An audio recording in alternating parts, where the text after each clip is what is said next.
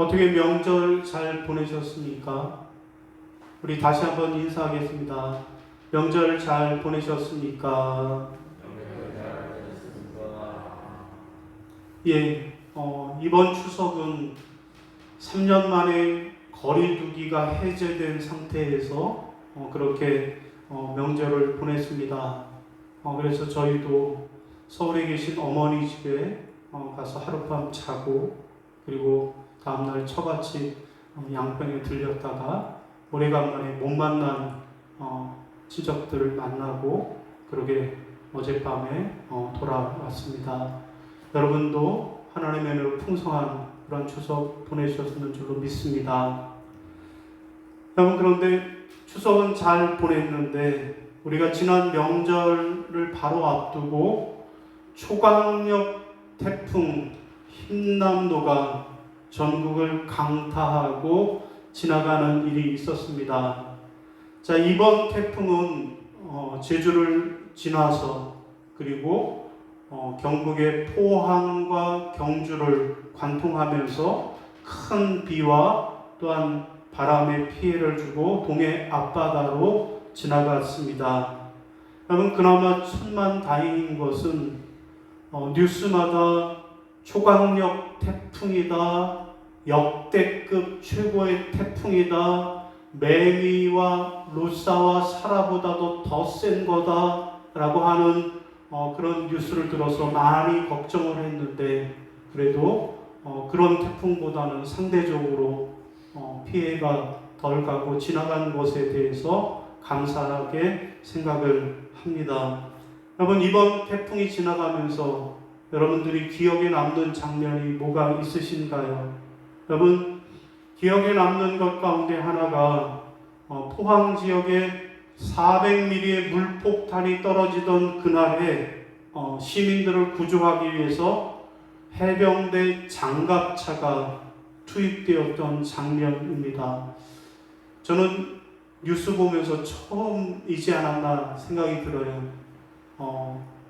태풍 피해를 위해서 장갑차가 동원됐다라는 소식은 아마 처음 들었던 것 같습니다.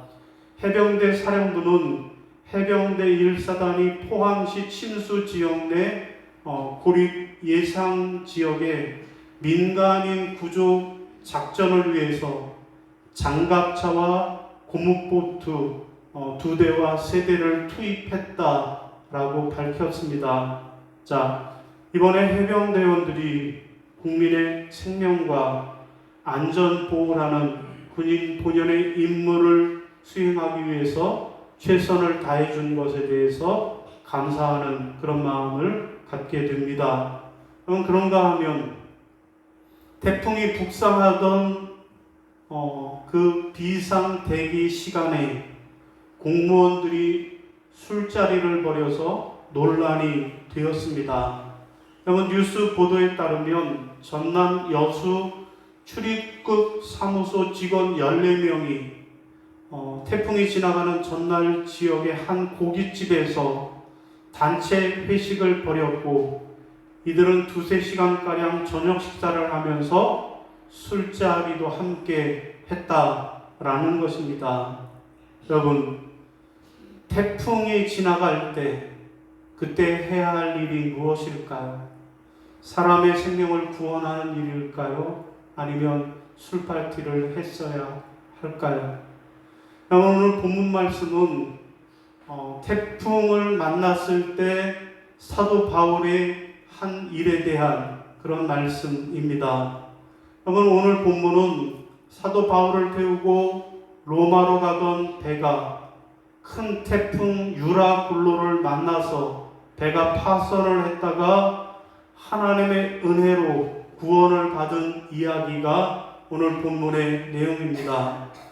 여러분, 사도 바울이 탄 배는 그야말로 최악의 상황을 맞이했습니다. 큰 태풍을 만나서 더 이상 항해를 할 수 없는 그런 절망적 상황이었습니다. 여러분, 그러자 호송의 책임을 맡았던 로마의 백부장 율리오도, 그리고 수많은 재물을 배에 싣고 가고 있던 선장과 상인들도 모두 태풍 속에서 절망을 하고 말았습니다. 여러분, 그러나 하나님의 사람 사도 바울은 하나님의 말씀으로 절망에 빠진 그들을 위로하고 하나님의 구원하심을 믿고 하나님 앞에 감사를 드렸습니다. 그랬더니 하나님께서 결국 그들에게 은혜를 베풀어 주시어서 배 안에 있던 사람들 중에 한 사람도 생명을 잃지 않고 다 구원을 받게 하셨다라는 내용이 오늘 본문의 내용입니다. 여러분, 오늘 우리는 사도 바울이 유라굴로라고 하는 큰 태풍을 만났을 때 그가 어떻게 행동했는지를 살펴보므로 오늘 우리도 인생의 태풍을 만날 때 그때 어떻게 해야 하는지를 함께 깨닫는 시간이 되시기를 바랍니다. 여러분, 태풍을 만날 때 그때 우리가 해야 할 일은 무엇일까요? 첫 번째로는 말씀으로 위로해야만 하겠습니다. 함께 따라하시겠습니다. 말씀으로 위로해야 합니다.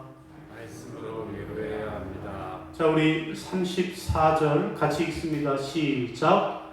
음식 먹기를 권하니 이것이 너희의 구원을 위하는 것이요 너희 중 머리카락 하나도 잃을 자가 없으리라 하고. 아멘. 여러분, 무슨 말씀입니까? 우리가 인생의 태풍을 만나면 그때 해야 할 일은 뭐냐 하면 하나님의 말씀을 가지고 그 말씀으로 사람들을 위로해야 한다라는 말씀입니다. 인생의 태풍을 만나면 우리가 낭망하고 절망할 것이 아니라 오히려 그런 사람들에게 하나님의 말씀으로 그들을 위로해야 한다라는 말씀입니다.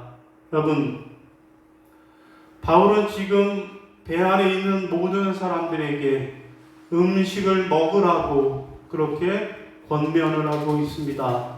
여러분, 그런데 지금 생각해 보시면, 여러분, 지금이 음식을 먹을 때입니까? 지금이 음식이 목구멍으로 넘어갈 수나 있을까요? 여러분, 지금은 큰 태풍을 만나서 배가 파선을 했고, 그리고 사람들은 언제 죽을 줄 모르는 절체절명의 순간입니다. 그리고 배 안에 있는 모든 사람들은 성인들이에요. 배가 고프면 자기가 살기 위해서 먹지 말라고 해도 스스로 먹을 것입니다. 여러분, 그런데 왜 바울은 지금 음식을 먹으라고 권하고 있는 걸까요? 여러분, 그것은 바울이 그들에게 음식을 먹으라고 권하면서 한나를 보면 알 수 있습니다. 뭐라고 말합니까? 음식 먹기를 권하노니 이것이 너희의 구원을 위하는 것이요. 아멘. 여러분, 음식을 먹으라고 권하는 일과 구원을 받는 일과 연관이 있다라는 것입니다. 여러분, 사도 바울이 지금 이렇게 절망하고 있는 사람들에게 하나님의 말씀으로 그들을 위로하면서 음식을 먹으라고 그렇게 권했던 것은 저들이 육지까지 도착하기 위한 힘을 갖추도록 그들을 위로하고 하나님의 말씀으로 그들에게 힘을 북돋아 주었던 것입니다. 여러분, 우리가 인생의 태풍을 만났을 때 그때 보이는 세 가지의 반응이 있습니다. 태풍을 만나면 사람들은 세 가지 반응을 보인다 그래요. 첫째는 낙심입니다. 태풍을 만나면 큰 두려움에 사로잡혀서 어찌할지 모르고 자포자기해 버리는 그런 반응입니다. 두 번째는 현실 도피입니다. 오늘 본문에 나오는 사공들처럼 자기 목숨 살겠다고 고난의 현장을 빠져나가려고 하는 현실 도피의 반응입니다. 세 번째는 믿음으로 극복하는 사람들이 있습니다. 환난으로 인해 낙심하지도 않고 오히려 하나님의 약속의 말씀을 믿고 사람들을 위로하는 사람들입니다. 바라기는 여러분 모두가 세 번째 부류의 사람들이 되시기를 바랍니다. 인생의 태풍 만났을 때 절망하고 낙심하지 말고 현실을 도망치려 하지 말고 오히려 하나님의 말씀으로 세상 사람들을 위로하는 그런 하나님의 사람들이 다 되시기를 주님의 이름으로 부탁을 드립니다. 여러분, 아일랜드의 수호신으로 추앙받는 성 패트릭을 아십니까? 성 패트릭, 그는 4세기에 스코틀랜드에서 태어난 사람입니다. 자, 그런데 그는 10대 때 아일랜드의 노예로 사로잡혀가서 목동으로 일을 하게 되었습니다. 노예 시절에 그는 마음을 다해 하나님을 바라보았고 주님에 대한 사랑이 날로 자랐습니다. 자, 20살이 되던 그날에 그는 꿈을 꾸었는데 바다를 통해서 탈출하라 라고 하는 하나님의 계시를 받았습니다. 그래서 해안가를 통해 도망친 그는 배를 타고 안전하게 영국으로 탈출하였습니다. 자, 그런데 영국에서 평안한 삶을 살고 있던 패트릭에게 하나님은 또다시 꿈을 통해서 말씀하셨습니다. 아일랜드인에게 돌아가서 그들을 구원하라. 다시 아일랜드로 가서 그들을 구원하라 라고 하는 꿈을 꾸었습니다. 그는 신학 공부를 마치고 사제를 거쳐서 주교가 된 다음에 결국에는 자신을 끌고 가서 노예로 삼았던 그 노예의 땅으로 다시 돌아갔습니다. 노예 시절에 일하던 사람들을 사랑하는 마음을 품고 아일랜드로 건너갔습니다. 그리고 40년 동안 남은 생애를 아일랜드 전역을 다니면서 설교했습니다. 전생과 윤회의 교리를 믿고 있던 드루이드 교를 믿던 사람들이 그의 설교를 듣고 대거 기독교 신앙으로 돌아오게 되었습니다. 자, 패트릭은 인생의 가장 태풍을 진리로 너희 허리를 띠고 의의 호신경을 붙이라고 하는 에베소서 6장 14절 말씀을 거룩한 방패로 삼아 폭풍을 이겨냈습니다. 패트릭은 그리스도가 자신과 함께 하신다라고 확신했습니다. 그리스도는 노예 갑판선에서 쇠고랑에 묶여 바닷물에 흠뻑 젖은 채 떨고 있던 그와 함께 주셨습니다. 14살에 납치가 되어 피부치 하나 없는 땅으로 끌려갔을 때에도 하나님은 그와 함께 해주셨습니다. 자, 이처럼 패트릭은 인생의 태풍을 만났을 때 낙심하지도 않고 도망가지도 않고 자기와 함께 하셨던 예수 그리스도를 그 임재를 깨닫고 예수 그리스도의 말씀으로 사람들을 위로하였던 것입니다. 사랑하는 성도 여러분, 여러분도 인생의 태풍을 만나셨습니까? 그렇다면 오늘 본문의 주인공 사도 바울처럼 또한 성 패트릭처럼 태풍 만난 사람들을 하나님의 말씀으로 위로하는 저와 여러분이 다 되시기를 주님의 이름으로 부탁을 드립니다. 자, 두 번째, 또 우리가 인생의 태풍을 만나면 어떻게 해야 할까요? 두 번째로는 감사할 수 없어도 감사해야 하겠습니다. 따라하겠습니다. 감사할 수 없어도 감사해야 합니다. 자, 35절입니다. 시작. 떡을 가져다가 모든 사람 앞에서 하나님께 축사하고 떼어 먹기를 시작하매. 아멘. 여러분, 무슨 말씀입니까? 우리가 인생에서 태풍을 만나면 그때는 첫 번째로 하나님의 말씀으로 사람을 위로해야 하고, 두 번째로는 감사할 수 없는 상황 속에서도 하나님께 감사해야 한다라는 말씀입니다.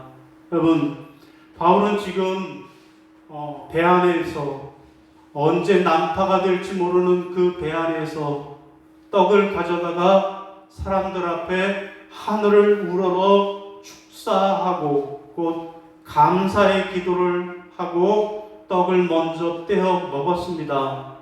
여러분, 여기서 지금 우리가 궁금한 것은 바울이 떡을 떼기 전의 상황이 과연 하나님 앞에 감사할 수 있는 상황이었느냐라는 것입니다.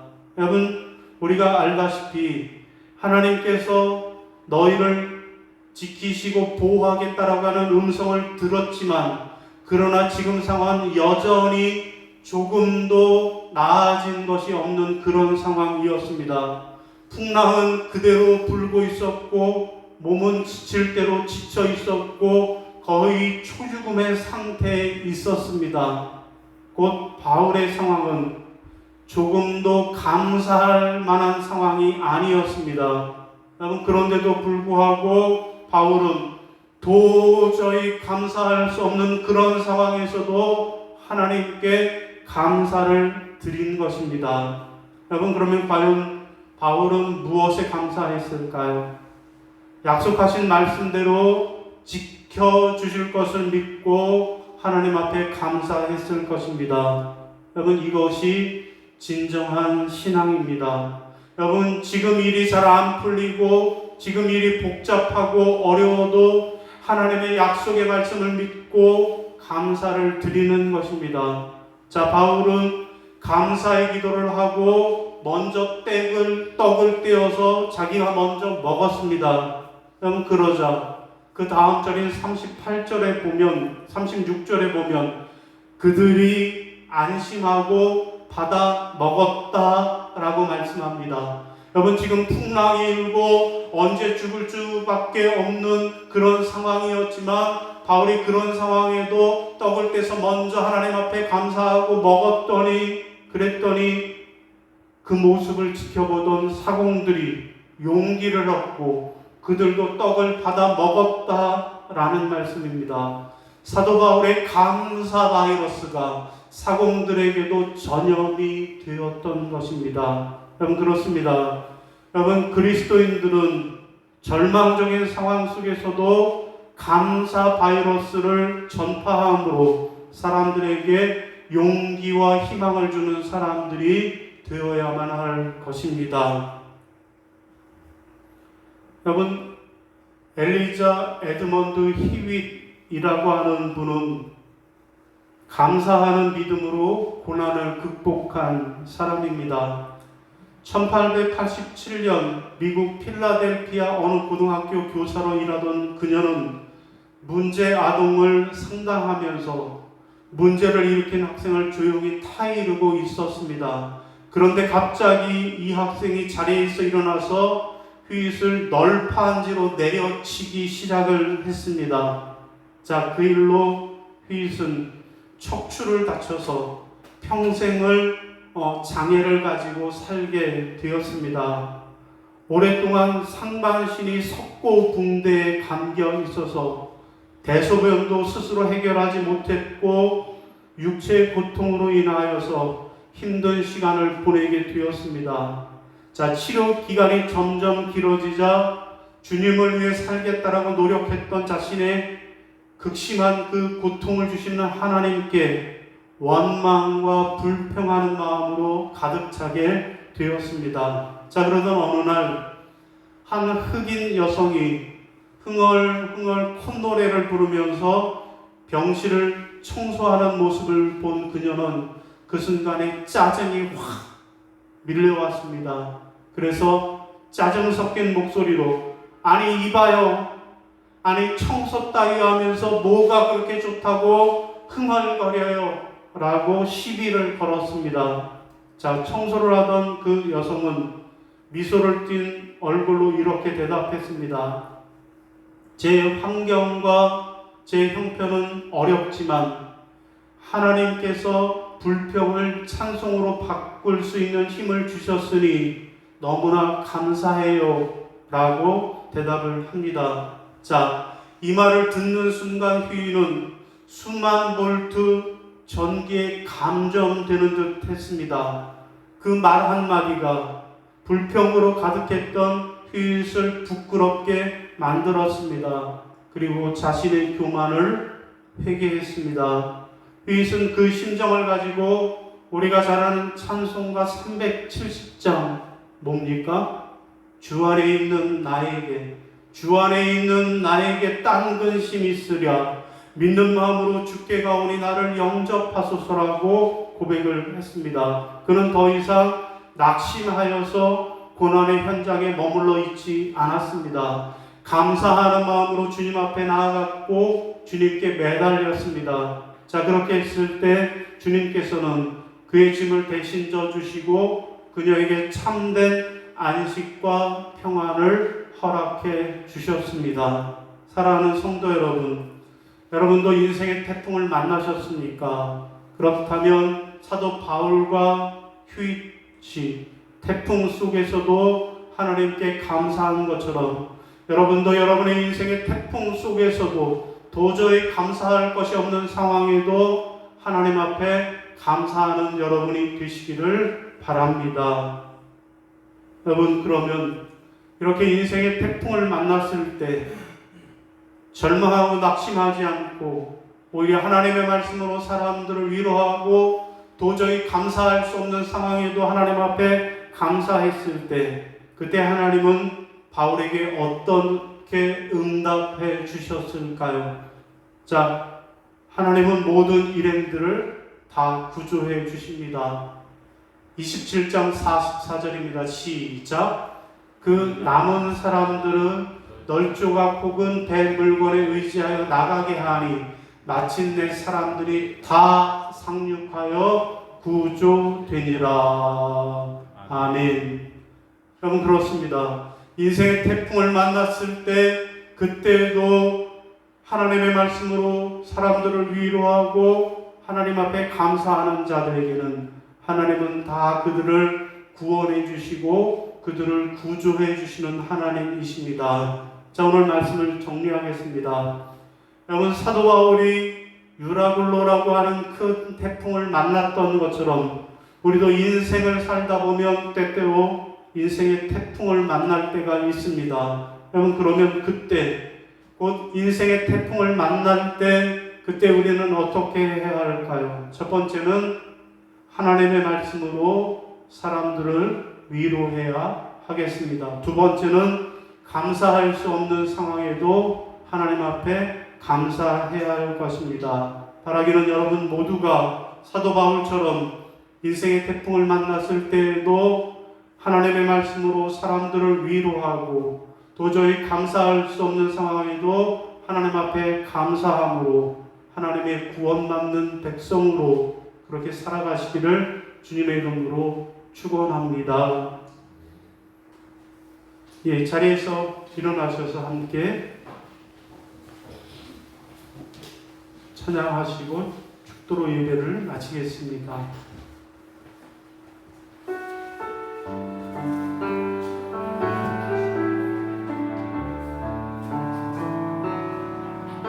주님 말씀하시며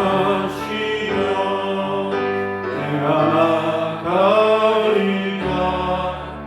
주님 뜻이 아니면 내가 멈춰서리까.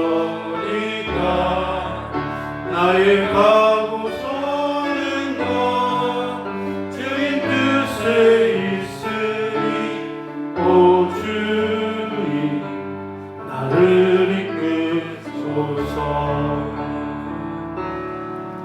주님 말씀하시며 내가 나가리라. 주님 뜻이 아니면 내가 멈춰서리라. 나의 가고 서는 것 주님 뜻에 있으니 오 주님 나를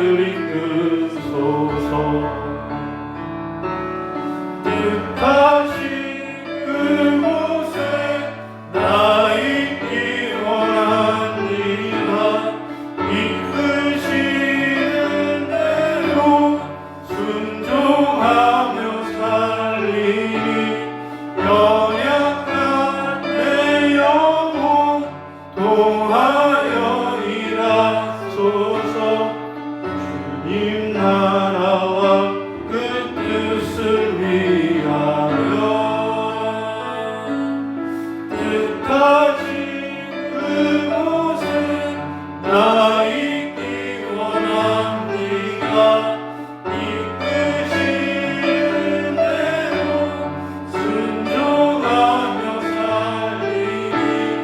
연약한 내 영혼 통하여 일하소서. 주님 나라와 그 뜻을 위하여 오 주님 나를 이끄소서.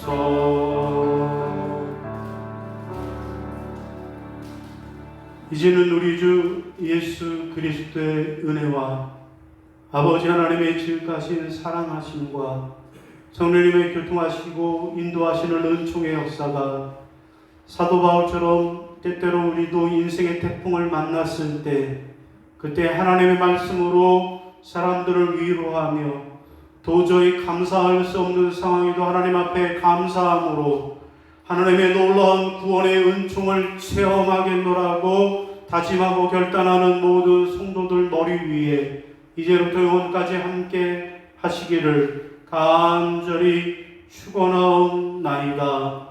아멘.